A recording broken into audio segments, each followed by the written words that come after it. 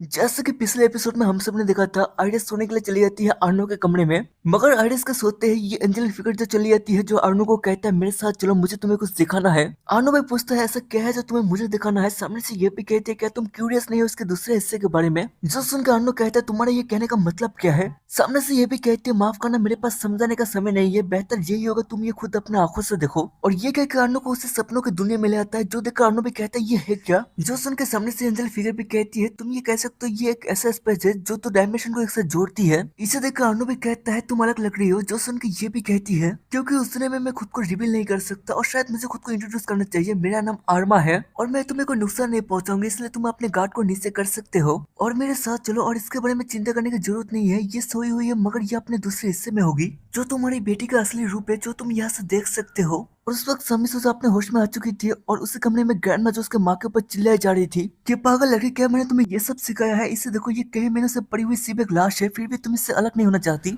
और इसी भी समी की मॉम भी कुछ कहने की कोशिश करती है, मगर ग्रैंडमा कह जा रही थी कि इस लड़की की वजह से तुम्हारे जो असली बेटे हैं उन्हें भी काफी परेशानी का सामना करना पड़ रहा है। उससे भी चमिसो का जो भाई था एकदम से हिल जाता है कि ग्रैंडमा चमिसो की तरफ देखो। मगर ग्रैंडमा तो अभी गुस्से में थी कि देखो तो किस चूजे ने डिसाइड किया कि उसे अभी जीना है। अगर तुम्हें जागना ही था तो पहले क्यों नहीं उठी, अपने पूरे फैमिली को अपने देखभाल के लिए पीछे घुमा क्यों रही थी। और तुम्हारे साथ पड़े रहने की वजह से हॉस्पिटल बिल, हमारा तो टाइम लगा और जो लेबर लगा सभी तुम्हें चुकाना होगा। और तुम कुछ बोल क्यों नहीं रही हो। मगर उसी वक्त समय से उसका हाथ पकड़ लेती है और कहती है बस करो। और मनी में सोचती है क्या ये हमेशा से इतनी छोटी थी। और इसे देखकर ग्रैंड में हिल जाती है कि तुम्हारी हिम्मत कैसे हुआ कि तुमने मुझे सुहार चामिसो को थप्पड़ मारने वाली थी। उसी वक्त इसका डैड चला आता है और सामने का ये सीन देखकर जल्दी से आकर चामिसो को रोकती है कि तुम ये कर क्या रही हो। अभी अपने ग्रैंड से माफी मांगो, अभी तक का तुम्हारा जो हॉस्पिटल बिल था तुम्हारे ग्रैंड पे करते आ रही थी। चामिसो भी कहती है कि मैंने इससे कहा था ये सब करने के लिए, वैसे भी तुम सभी ये सब कुछ वसूली लोगे मुझसे, कि इसके लिए भी मुझे गिड़गिड़ाना और तुम्हारा शुक्रिया अदा करना चाहिए। और इसे ऐसे बातें करके देखकर इसके भाई भी हिल चुके थे कि तुम्हें ऐसे अपने बड़ों से बातें नहीं करना चाहिए। चामिसो भी कहती तुम सभी मुझे छोड़ क्यों नहीं देते मरने के लिए। जो सुन के डैड भी गुस्से में आ जाता है कि चामिसो, क्या तुमने रियलाइज किया तुम्हारे देखभाल के लिए क्या कुछ सहना पड़ा इस फैमिली को। दूसरी तरफ आर्नो ये सब कुछ देखकर काफी गुस्से में आ चुका था क्योंकि चामिसो के ऊपर हाथ उठा चुका था इसका डैड। चामिसो भी कहती है तुम लोग मेरी फैमिली नहीं हो, मुझे लगा था मैं मर गई या मरने के करीब भी गई तो तुम लोग रिग्रेट करोगे, मगर मुझे पता था ऐसा कुछ भी नहीं होने वाला। मैं बेवकूफ थी, मैं मरूँ ये जो तुम्हें फर्क नहीं पड़ेगा, तो तुम लोग कैसे मेरी फैमिली हो सकते हो। ये कहकर चामिसो रोककर भागते हुए ऐसे निकल जाती है। और पीछे से चामिसो का डैड भी कहता है चामिसो मैंने कहा वापस लौट आओ यहाँ पर। और चामिसो भी इन सबको इग्नोर मार के भागी जा रही थी कि मुझे अपने घर जाना है, अपने असली फैमिली के पास। और डैड डैड कह के रोए जा रही थी और एग्जॉस्शन की वजह से आइरिस नीचे गिरने लगती है और आर्नो भी इसे पकड़ने की कोशिश करता है, मगर आर्नो का आर पार जगह आइरिस नीचे गिर जाती है। और उससे वो हॉस्पिटल का स्टाफ भी भागे हुए चले जाते हैं, मगर उससे वो आर्नो का हाथ पकड़ बाहर ले आता है ये छोटी सी बच्ची, जो कहती है बस करो, मैं नहीं चाहती आप ये सब कुछ देखो। इसे देखकर आर्नो भी समझ जाता है कि ये तो वही छोटी बच्ची है, इसलिए कहता है क्या तुम यहाँ पर अकेली हो, क्या तुम मेरे साथ आना चाहोगी। जो सुन के ये बच्ची भी काफी सैड हो जाती है, जो देखकर आर्नो भी कहता है कि तुम्हें नहीं आना। जो सुन के ये बच्ची भी कहती है मेरा अभी भी यहाँ पर काम बाकी है, तब तक के लिए मैं कहीं पर भी नहीं जा सकती, मगर हम फिर कभी मिलेंगे। और इसके साथ आर्नो से बाहर चला आता है और आते ही आइरिस की तरफ देखने लगता है जहाँ पर आइरिस सोई हुई थी। इसके बाद अगले सीन में जहाँ पर सुबह सुबह आइरिस उठकर कहती कि मेरा सिर दुख रहा है, लगता है मैं फिर से किसी बड़े सपने में थी। मगर उससे वो आइरिस को देखती दिलजी काफी इमोशनल हो जाती है कि माय लेडी फाइनली अब जाग चुकी हो। जो देखकर आइरिस भी कंफ्यूज होकर कहती है दिलजी ऐसा क्यों। तो दिलजी भी कहती है अब 3 दिनों से बेहोश होकर पड़ी थी। जो सुनकर आइरिस भी हैरान होकर याद करती है कि आखिरी बार ये अपने डैड के कमरे में सोई थी, अभी ये अपने कमरे में है और अपने सामने इतने सारे गिफ्ट को देखकर भी कहती है ये सब क्या है। दिलजी भी कहती है जब ये बात फैल चुका था कि आप बेहोश हो, सभी रिलेटिव और यंग मास्टर ने आपके लिए गिफ्ट भेजे हैं। जो देखकर आइरिस भी कहती है फिर भी ये कुछ ज्यादा नहीं है और इसमें ज्यादातर मेडिसिन और ऑफरिंग था आइरिस के लिए कि आइरिस पहले जैसा ठीक हो जाए। उससे बाद आइरिस का नजर चला जाता है सोए हुए आर्नो के ऊपर और दिलजी भी कहती है हमेशा की तरह लॉर्ड आर्नो आपके साथ ही रहा। और आइरिस भी सोचती है मुझे कुछ होते ही मेरे लिए सभी को इतना परेशान होते हुए देखना काफी अजीब है। और धीरे से आइरिस के डैड कह के बुलाते ही आर्नो उठ जाता है, सीधा आइरिस को गले लगा लेता है। जो देखकर आइरिस भी कहती है डैड हुआ क्या, तो आर्नो भी कहते हैं मुझे माफ करना, तुम्हारे लिए ये काफी मुश्किल रहा होगा। जो सुनकर आइरिस भी कहती है कोई बात नहीं, अभी सब कुछ ठीक है। इसके बाद अगले सीन में जहाँ पर रिचर्ड कहता है थैंक गॉड ये सीरियस नहीं था, मुझे लगा था हम फिर से काफी समय बाद मिलेंगे। जो सुनकर आइरिस भी कहते हैं रिचर्ड शुक्रिया मेरे बारे में सोचने के लिए। मगर उस वक्त दिल जा जाती है कि माफ करना माय लेडी, नीचे कोई आया है आपसे मिलने के लिए। और रिचर्ड के बारे में भी पूछता है कि ये कब आया। उस वक्त रिचर्ड भी कहता है मैंने तुम्हें देख लिया, अभी शायद मुझे निकलना चाहिए। आइरिस भी कहती है मगर तुम तो अभी अभी आए थे। रिचर्ड भी कहता है मैं जितना यहाँ पर लेट करूंगा उतना वो बुड्ढा मेरे ऊपर चिल्लाएगा और अगली बार मैं जब लौटूंगा सिर्फ तुम्हारा चेहरा देखने के लिए नहीं, तुम्हारे साथ टाइम स्पेंड करने के लिए भी रुकूंगा। और इतना कह के जैसा आया तो वैसे निकल जाता है। आइरिस सोचने में लग जाती है कि रिचर्ड उस बैंक्वेट के बाद बदल चुका है, वरना वो जाने का नाम ही नहीं लेता। इसके बाद अगले समय जहाँ पर दिल्ली पूछती है ये फूल का गंध बहुत ही सुंदर है माय लेडी। आइरिस भी कहती है मुझे भी लगता है और इसे किसी ऐसी जगह पे रख देना जहाँ पर ये नजर आए।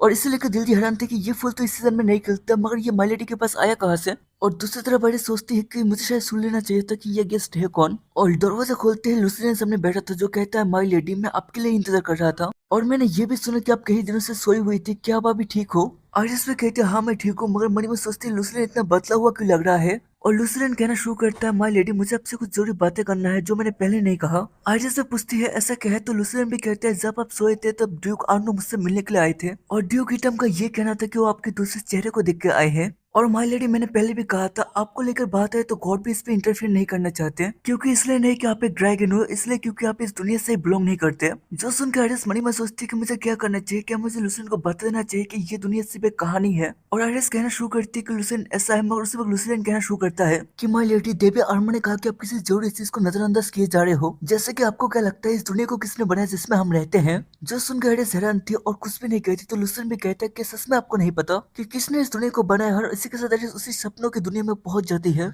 और आइरिस भी नोटिस करती है ये तो अपने सपनों की दुनिया में है और ये चिल्लाने लगती है कि लुसियन तुम हो कहा। मगर उसी वक्त पीछे से ये छोटी सी बच्ची चली जाती है जिससे आइरिस ध्यान से देखकर कहती है ये कैसे हो सकता है, ये तो मैं हूँ। उस वक्त ये छोटी सी बच्ची भी कहती है आइरिस मेरे हाथ को पकड़ो और आइरिस भी वैसे ही करती है। और ये छोटी सी बच्ची भी कहती है आइरिस मैं इस पर तुम्हें सभी सच्चाई दिखाऊंगी जो तुम भूल चुकी हो। और आइरिस पहुंच जाती है अपने बचपन की दुनिया में जहाँ पर ये फेयरटेल कहानियों को देखकर सोचती है ये कहानियां कितना परफेक्ट है, काश मैं भी ऐसे ही होती। और ये सोचकर कहानी के कैरेक्टर को ड्रॉ करने लगती है। उससे वक्त आइरिस भी पहुंच जाती है, सोचती है ये तो मेरा बचपन था। मगर उससे वक्त एक मिस्टर सा बंदा पहुंच जाता है जो कहता है छोटी सी बच्ची क्या तुमने ये सब ड्रॉ किया है, ये काफी सुंदर है। जो सुनकर आइरिस भी डर जाती है कि कौन हो तुम। जो सुनकर ये मिस्टर सा बंदा भी हंसकर कहता है डरो मत, मैं कोई स्ट्रेंजर नहीं हूँ। और इन सभी चीजों को देखकर आइरिस सोचती है मैं इस आदमी को कभी नहीं देखा, क्या मैं इससे कभी मिली थी। उससे वक्त मिस्टर सा बंदा भी कहता है क्या तुम्हें इस तरीके का कहानियां पसंद है।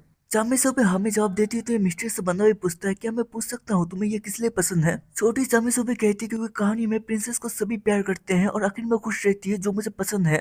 मिस्टर सा बंदा भी कहता है फिर भी तुम्हें ये इतना क्यों पसंद है। चामी सो भी कहती है मुझे ये कभी नहीं मिला है ना ही मिलेगा। मिस्टर सा बंदा भी कहता है अगर मैं ये कहूँ कि तुम्हें ये मिल सकता है तुम प्रिंसेस बन सकती हो अपनी कहानियों का। जो सुनकर छोटी चामी सो भी कहती है मगर कैसे। तो मिस्टर सा बंदा भी कहता है इसके लिए पहले तुम्हें उस दुनिया को क्रिएट करना होगा जिसमें तुम जीना चाहती हो, जिसमें तुम फ्रेंड बनना चाहती हो या फैमिली बनना चाहती हो। और अगर तुम ऐसे ही बनाती गई जैसा तुम्हें चाहिए तो तुम इसमें जी सकती हो। और छोटी चामी सो के ऊपर हाथ रखकर अपना कोई स्पेल यूज करते हुए कहता है ऐसे ही तुम बार बार विश मांगते जाओ और बनाते जाओ जो तुम्हें चाहिए इस प्यारे और जालिम दुनिया में।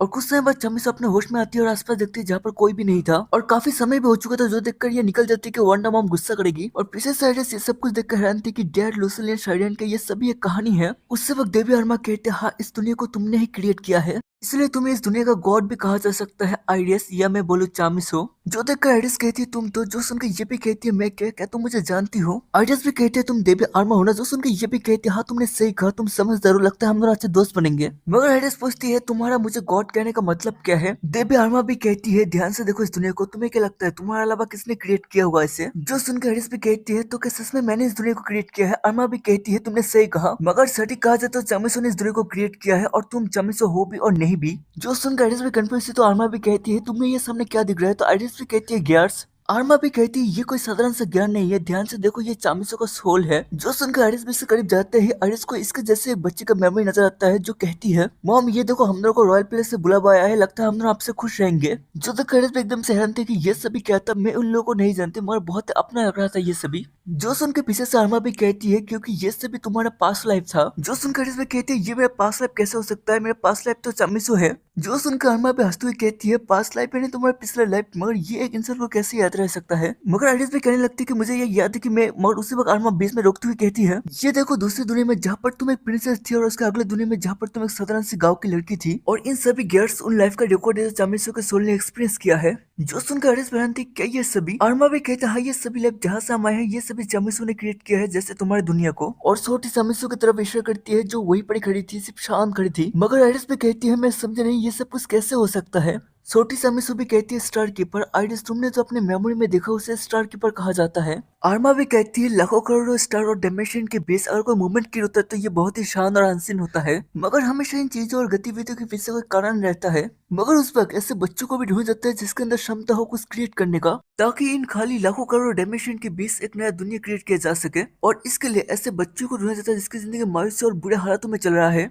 क्योंकि बच्चे जितने बुरी हालत में होगी वो अपने लिए एक नया दुनिया और परफेक्ट फैमिली के बारे में सोचेगा। जैसे कि चामिसो जो इन स्टार कीपर के हाथों द्वारा सेक्रीफाइस किया जाता है, ताकि इनके आत्मा यानी सोल के टुकड़े से एक नया दुनिया क्रिएट किया जा सके। और ऐसे चामिसो के सोल के टुकड़े से एक नया क्लोन तैयार किया गया और उससे एक नया दुनिया जो कोई भी कंप्लीट नहीं था, जिस वजह से उस दुनिया के चामिसो के मरने के बाद ये दुनिया भी टूटने लगता है। और उस वक्त स्टार कीपर आकर उस दुनिया की स्टार एनर्जी को एब्सॉर्ब करके उस टूटे हुए दुनिया से एक नया दुनिया क्रिएट करता है। और जितना बार ये दुनिया क्रिएट और डिस्ट्रॉय होगा उतना बार ये बच्चे का सोल टूट के अलग होगा और खत्म होगा। इसलिए आरिस, यहाँ पर जो इम्पोर्टेंट बात है, तुम भी चामिसो के सोल का टूटे हुए पार्ट का एक क्लोन हो। जो सुनकर आरिस भी कहती है इसका मतलब क्या मैं असली चामिसो नहीं हूँ। अरमा भी कहती है तुम सिर्फ चामिसो का एक पार्ट हो। आरिस भी कहती है इसका मतलब क्या मेरे मरने के बाद ये दुनिया भी खत्म होगा उस स्टार कीपर के लिए। अरमा भी कहती है इस बार ऐसा नहीं हुआ क्योंकि बाकी दुनिया इनकम्प्लीट था, क्योंकि उसमें गॉड नहीं था। और हालांकि चामिसो क्रिएटर है मगर दुनिया को संभालने के लिए गॉड चाहिए, और इस बार तुम्हारी दुनिया का गॉड मैं हूँ, अरमा। और आर्मा ये भी कहती है ऐसी दुनिया जहाँ पर गॉड एग्जिस्ट करती है, अगर वहाँ पर प्रोटैगनिस्ट मर भी जाए तो बाकी लोग उस दुनिया को आगे बढ़ा सकते हैं।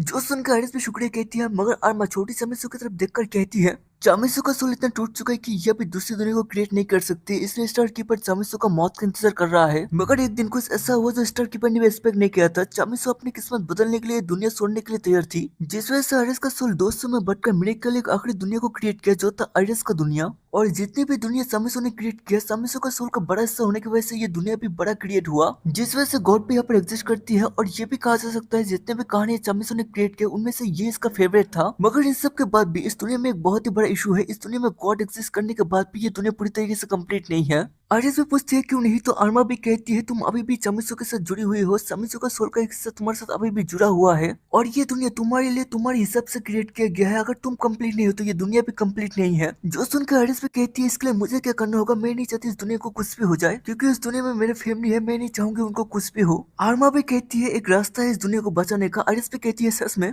जो सुनकर अरमा भी कहती है क्या इस दुनिया को बचाने के लिए तुम कुछ भी कर सकती हो। आइरिस भी कहती है जो भी चाहिए होगा मैं सब कुछ करूंगी। आर्मा भी हंसती हुई कहती है इस दुनिया को बचाने के लिए तुम्हें मरना होगा, और अपने हाथ में एक अटैक तैयार कर लेती है। और यहाँ से हम इस एपिसोड को खत्म करते हैं। आज के लिए इतना ही, मिलते हैं अगले एपिसोड में।